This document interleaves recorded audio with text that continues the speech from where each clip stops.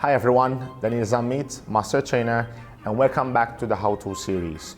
Today we'll be talking about the lateral raises, where we'll be both explaining and demonstrating the teaching cues for this exercise.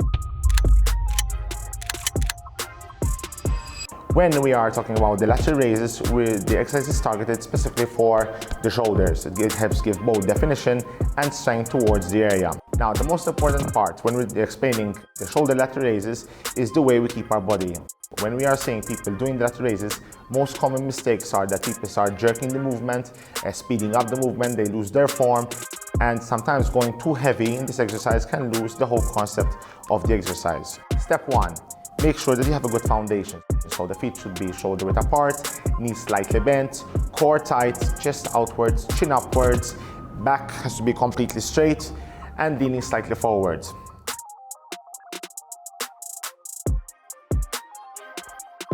Step 2, tempo.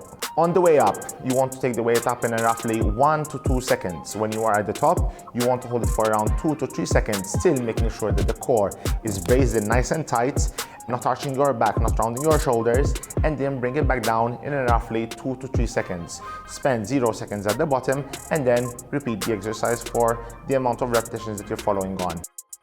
Making sure that the breathing is kept consistent, do not stop breathing when doing this exercise, and keep performing till the very end.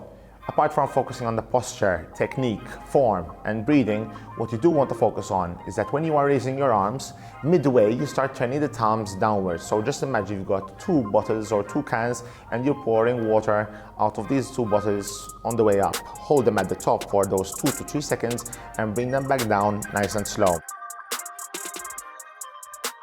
This exercise is just targeting one specific part of the muscle group, okay? So you do not want to specifically put it at the beginning of the workout. You might want to leave it more around mid part of the workout if you're looking for muscle gains like hypertrophy or a little bit of strength. Put it towards the mid part of the workout. You can also include this as part of your warm-up with resistant bands or light weights, just to make it part of your warm-up routine.